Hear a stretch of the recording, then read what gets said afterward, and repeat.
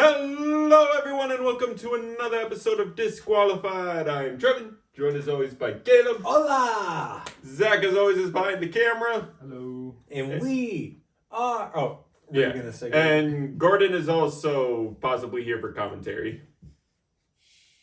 He just looks at the camera.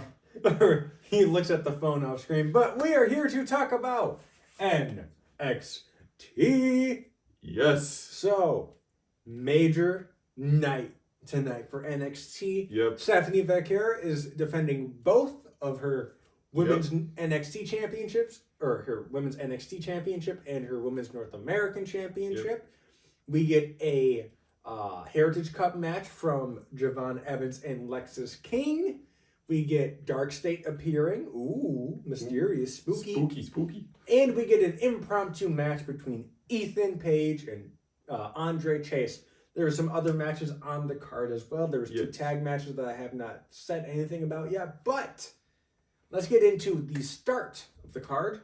Yep. So, first up, after a little vignette talking about the last time we had double champs, which was Becky and Seth all the way back then, we get your NXT Women's Champion match for tonight, opening the show between your champion, Stephanie Vaquer, versus the challenger, Jada Parker. Yeah, and this match was good. Yes, it cooked, but the entirety of the women's locker room is watching backstage on the TV, except one person walks away.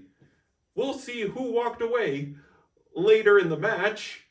Yeah, but they pretty much just all sat around watching, and it looked like a field trip. Yeah. You know, it looked like when you were in school, in elementary school, and they brought in the TV, and you all just sat in chairs. Yeah. Yeah, it looked like that. But yeah, so the person that walked out and enters the frame of the wrestling ring is Jordynne Grace. Yep. She over here causes Jada Parker to get a little distracted as they were their last opponents, and the distracted is just enough to allow Stephanie Vaquer to spam some finishers, roll Jada up, and won. Oh, it wasn't even a spam finisher. She pretty much just she countered a move from Jada. Jada countered her. She was going for the hypnotic. And then Stephanie sprung to her feet and rolled her up for the 1, 2, 3. And still your NXT Women's Champion, At your least. NXT North American Women's Champion, Women's North American Still double champion for this match. Stephanie Vaquer. Yes, Yep. but short-lived celebration as Fatal Influence spoils the fun. Yup, the NXT North American Championship match will be your main event. But Fatal Influence decided to sneak a little attack on Stephanie to try to soften her up, which they do. We later see in a promo that the doctor medically clears Stephanie to still compete, but she is so sore from the attack that Ava suggests to postpone the match, but Stephanie's like, nah, I said I was going to defend both titles tonight. I'm going to defend both titles tonight. I think this is the first time I've heard the trainer speak. Oh, yeah. He said, as much as she can handle. Yeah, it's like, she's sore, but she's good for another match if she wants to. But we will come back to that. What we do see, though, is a surprising appearance in the NXT arena. Motor City Machine Guns, and who are they talking to, Trevin? Hank and Tank. They're still on their Go Extreme mindset, and Motor City Machine Guns pep them up after, they lost last week, so they're a little short on energy. They're like, is Extreme the right way? And Motor City Machine Guns is like, nah, y'all got the right attitude. Y'all are doing great. So what if you suffered a loss? You spent too much gas in that match. But now you've learned your lesson. Don't go all out straight away. Ease a little. Yeah, and then we cut to their match, which is Hank and Tank versus the team of Tyson DuPont and Tyreek Igwe. Yup. Right? Those their names correct? Yes. Okay.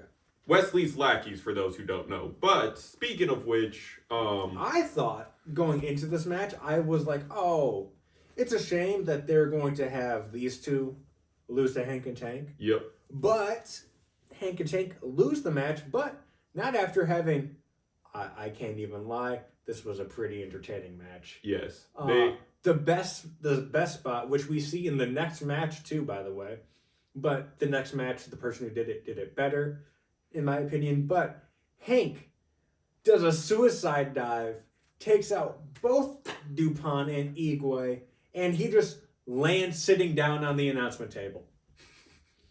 I was like, okay, that's a pretty cool spot. Yeah.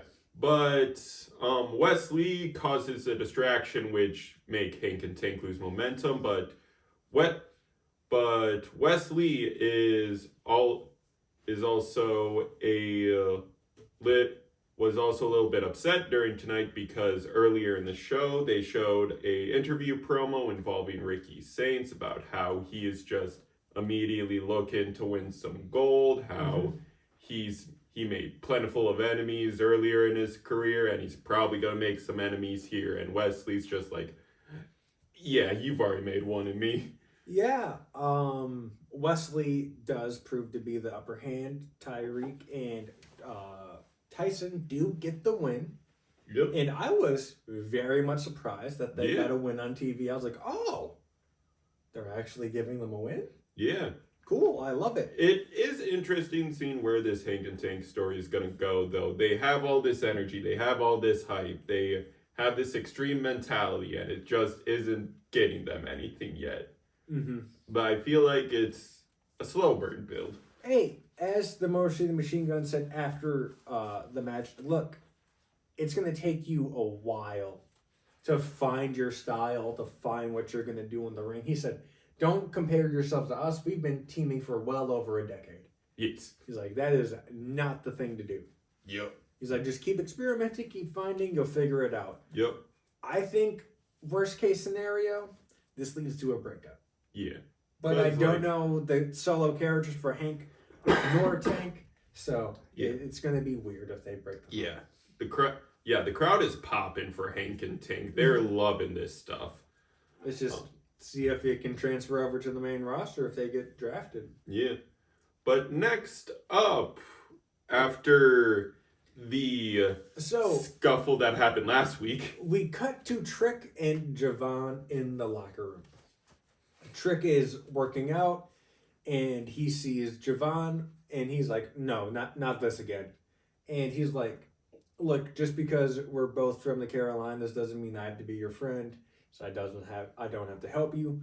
Javon says, I'm tired of being overlooked, and quite frankly, I was sick of being pushed away last week, pushed to the side, and I was able to do what you couldn't. That was drop Oba. Yeah, and he was like, you've just been obsessed with Oba for 4 months.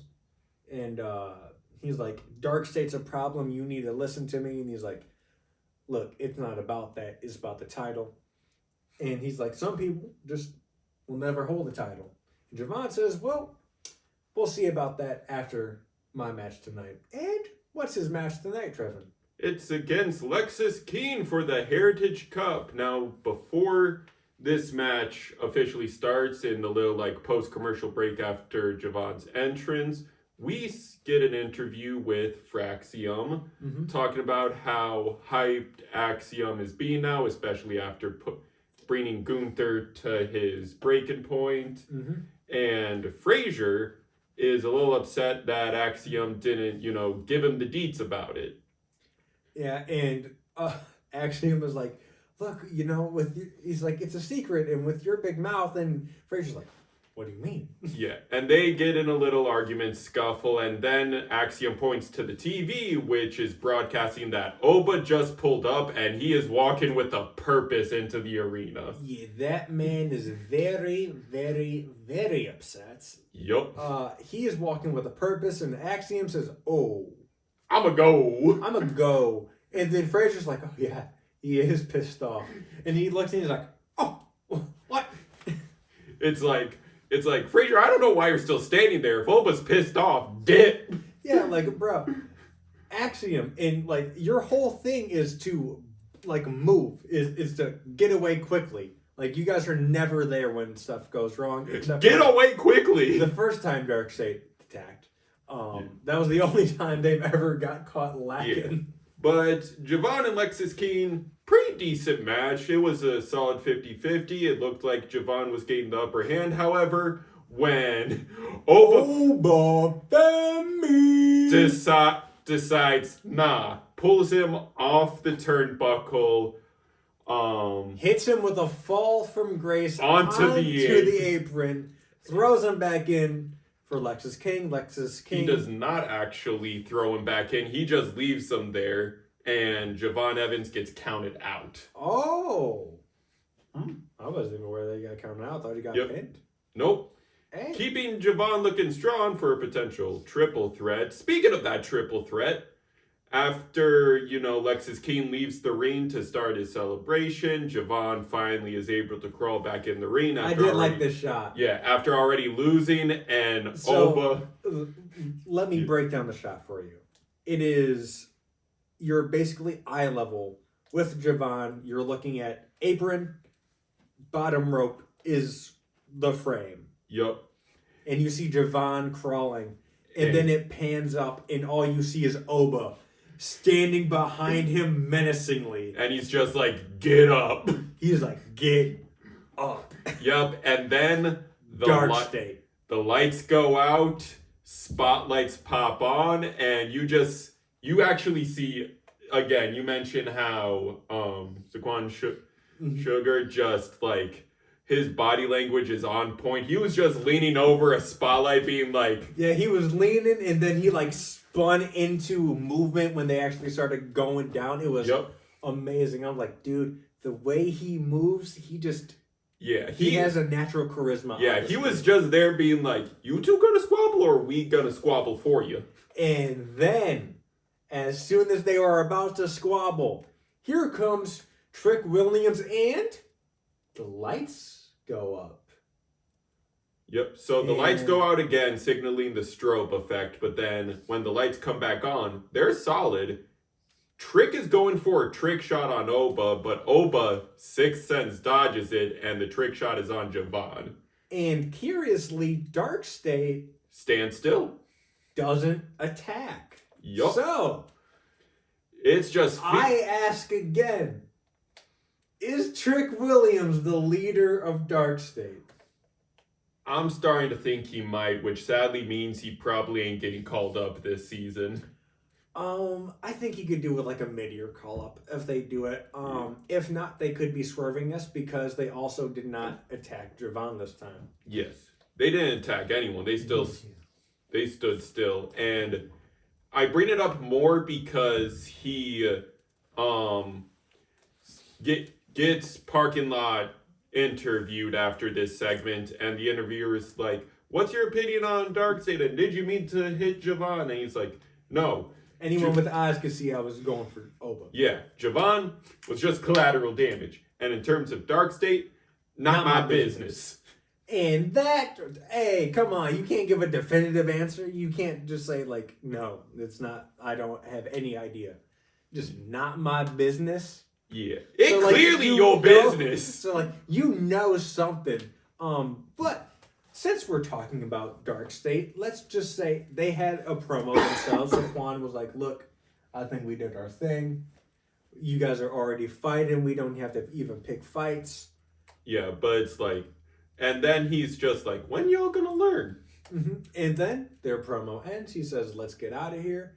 And then going to another promo that's later on the show, but we'll add it in because it's in the same subject matter. The D'Angelo family is seen at a restaurant having a private meeting. Now, Trevin, what were they discussing at this meeting? Yep, they were discussing basically the state of the family, how they don't have any gold anymore, they discussed a little bit about their loss to the calling, and Tony's like, I'll handle that, but first, I want to talk about Darkseid. Now, we're going to get back at them for sure for attacking me backstage. He said, I want to know who they are. I want to know what their goal is. I want to know where they're eating before they even choose. Yep. And then he dismisses the family to do that, but he asks Stax to stay put a little bit and be like, Stax, You're the underboss. You've been making a lot of good decisions lately. But I just want to know one thing after the events of last week. Can I trust you? And Stacks gets up from his chair, is quiet for a little bit. Classic Godfather / inevitable betrayal foreshadowing spot of just tapping his shoulder, just a little bit in blurred frame as like, you know you can trust me. And everyone's like, yeah. So I don't know when the betrayal is coming. I don't know what it's going to entail. But I think we're seeing Stacks break off and do his own solo thing for a little bit. Yep. Which I'm excited for. Like, the D'Angelo family is a very cool gimmick, but it's also a gimmick that writes itself as the breakup is inevitable. Like, you'll look at the Godfather movies, you'll look at any, mafia-themed show or anything. A betrayal comes no matter what. Oh, yeah. And the thing about the best betrayals is that they come from the bestest friends. Mm-hmm. And now, moving on back to the women's locker room watching the show as a little field trip. The tag team division starts getting a little chippy with each other. So the Meta Girls are arguing with Ava, saying that they should have the match at TNA on Thursday against Heather and Ash by Elegance. Yep. And Chemical X says, well, no, you're just upset because we have the match. And Ava should stop giving you title or big matches because you just lose. Yeah, you just keep fumbling the bag. And the Meta Girls get upset with that. You see Soruka and Zarya get up and Meta Girls comments how they're not a real tag team. Yeah, because they're talking about how they were a real tag team. And then Zaruka, as I'm going to call them, they approach in frame and Lash Legend goes, I'm not even talking to you. We're a real tag team. Yeah. But we see them actually on ringside for the match coming up right now. Yeah, which is Chemical X versus the Meta Girls. Yep. And this match was good. Also, weird note, I saw this on Twitter, so Gigi Dolan was wearing Tatum Paxley's Great American Bash gear. But they were matching white and black gear, but the match was pretty good. Yes. Pretty amazing. Yes. Something I have also seen people comment online a little bit is that while this did involve Chemical X, Shotzi was not present. Yes. I wonder what's going on there. Yeah. But we do not know. Yeah. Who knows? But in a shocking victory, Chemical X picks up the win. Yeah, they are the ones with the title match, but... Well, the match for a title match opportunity. Yes. So if they beat them on Thursday, which I don't know if they will, because I could see someone getting involved. Yeah. But they have a chance if they win. They're the ones in the title picture, so of course they're going to look strong. But also, they finally introduced and finalized some tag finisher stuff, which was sick. Yeah, so the first tag team move I want to talk about was the dual headbutt. Yeah. So they stand Jakara Jackson in the middle of the ring. They run opposite directions of the rope of each other, run the ropes, and then headbutt Jakara in the middle. And then they hit what is called the Cemetery Drive. Yep. Which I believe is the Gigi driver and Tatum Paxley's cartwheel thing. Yes. But it looks great. I love the tag team name. I love that they got the win. I'm a big Chemical X fan. Yeah. So that was a good match overall. I hope that they win on Thursday, selfishly as a fan.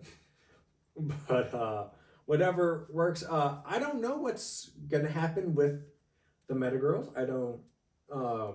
this was like a rare miscommunication in the match where Jakara took out Lash. But I'm not speculating a breakup. I think they're too over as an act to break them up. Yeah. And we're only seeing half of Meta 4. We have the other two men. Still, I don't know what they're doing. Oro Mensah and Noam Dar. But moving on to our next match. So earlier on in the night, we see it's the same promo as you were talking about with Wesley. Andre Chase is in the background with Ethan Page. Also, there's Cale Dixon, and I remember his name now, Uriah Connors. So, Ethan Page says, well, yeah, look, he's like, Ricky needs to learn that, some words have consequences. And then Cale says he gets lippy with Ethan. He's like, he's doing what you did, but better. Yeah, and Andre Chase says, look, they're young, they're inexperienced, you have to give them some slack. And Ethan's like, no, you need to teach them that words have consequences. But wait. You can't, because you're not a professor anymore. And he's like, you don't have a classroom or anything. And Chase says, you know what? He takes the initiative. He offers the fight. And then Ethan says, okay. And he walks away. And then Andre Chase says, you two stay here. I'm going to go talk to Ava. And then they both the boys look at him like puppy dogs. And he says, all right, come on. And they go, yippee! Yeah, but the match is made, and another little detail. Why is there a dude named Cale? Like, I get my name is Caleb, and it's one letter off of his. Why Cale? Hey, I don't have a good reason. I'm confused. But basically people... Another little detail is that Sean Spears encourages Ricky to go for his title because he's like, listen, gold is all you got here because you burned all the bridges with your last job. You're already making enemies over here. Either you join the call-in or win this title because the third option is you become a nothing after one match. No, he said, or, you can go back to, you've burned all those bridges, haven't you? Yeah. But, so, Ethan is making his entrance, and Ricky Starks just walks on right on out. Ricky Saints. Yeah. It's going to take me a while. Yeah. He walks over and joins commentary. He's like, sup? Yep. And then we get Ethan versus Andre Chase in a pretty amazing bout. These two went at it, bell to bell. It was... one of the better matches on the night. Andre Chase had a spot where it looked like he was going to do the university stomp, but is like, right, the university doesn't exist, but then... He said, I'm going to do it anyway. Give me a suit! Cale and Uriah basically were like, no, do it. And he's like, you know what? F it, I need a squabble. Give me a C. C, give me an H. H, give me an A. Foot call. You're not supposed to catch my foot. Yep, and that's what leads to Ethan hitting his twisted grin for the 1, 2, 3. Notable thing on commentary that Ricky Saints said, I don't know if it was when it was off air or not, but Ricky Saints says, just add that to another list of Canadians that I have a problem with. Yep. Referencing Cope. Yep.